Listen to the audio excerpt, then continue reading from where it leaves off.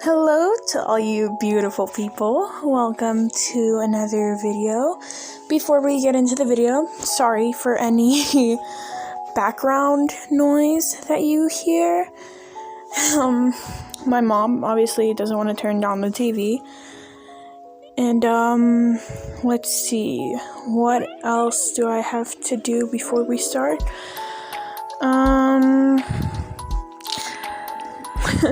Sorry.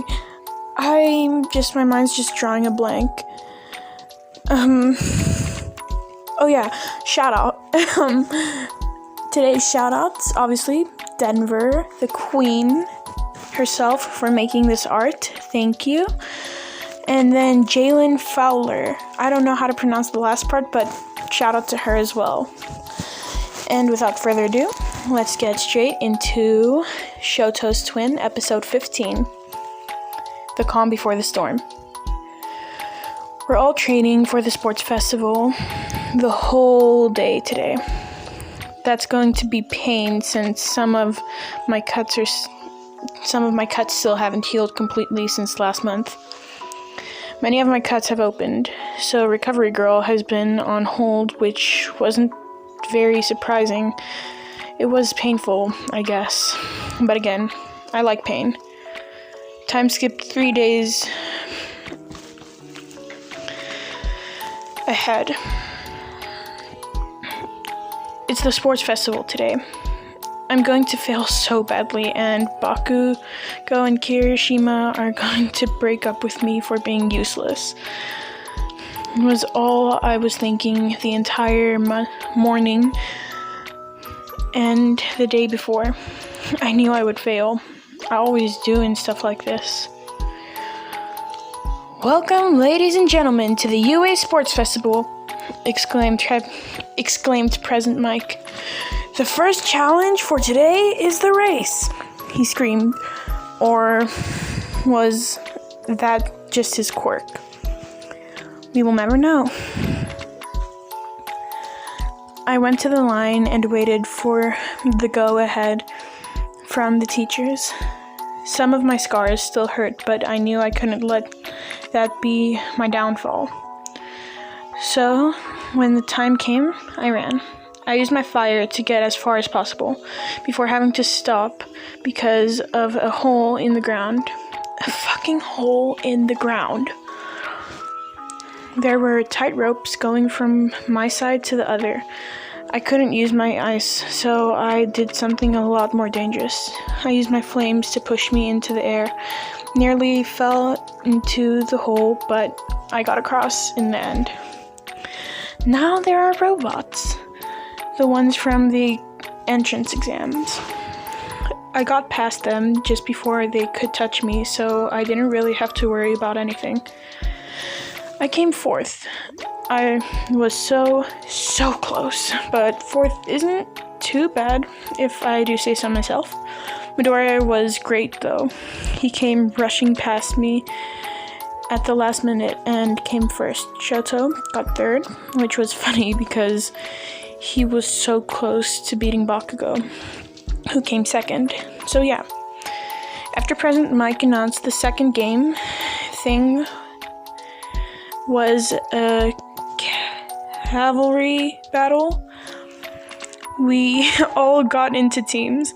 I was with Bakugo and Kirishima, and Uraraka, Tokiyami, and Asui on our team. Time skip after the cavalry battle.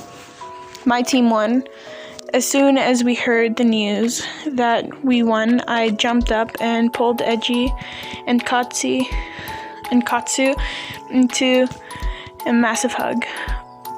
Before I could finish, Bakugo had picked me and Eiji up, being careful as to not open more of my cuts, and kissed both of us on our foreheads and whispering in our ears, "I love you two so much, and you both did so well. You don't know how proud I am, not only to be dating the two most incredible people on this earth, but also because of how amazingly you both did." at a volume that only me and Kiri could hear. "And I promise I'll marry you both one day," he continued. Me and Kirishima both started to blush so much at this point. We were nearly a darker red than his hair. I gave them both quick pecks on the lips before saying, "I'm gonna go get some water. Love you both." And then I left. As I was walking to the place I said I'd meet Katsuki and Ejiro, I saw Dad walking up to Bakugo and decided to listen in. "Bakugo Katsuki, correct?" he asked. "Yeah, what's it to you?"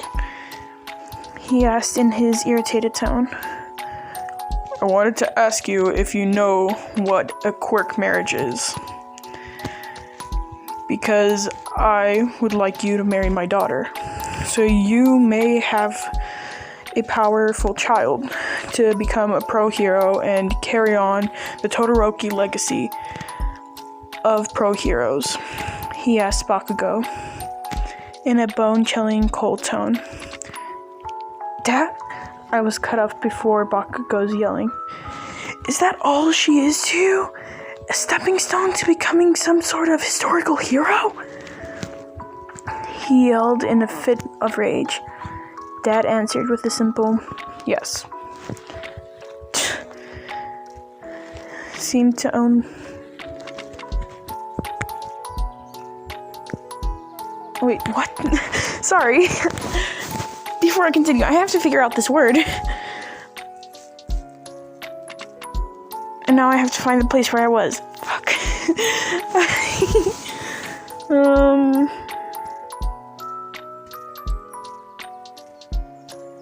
Oh, I found it. Fitch seemed to only him more pissed. "She's my girlfriend, and I won't let you talk about her that way," he screamed as I tried to get him to calm down. I was next to him now, hugging him and whispering sweet nothings in his ear, whilst rubbing circles on his back. His arms became less tense, and he picked me up and walked to where we decided me, him, and Kiri would meet after I got the water for us.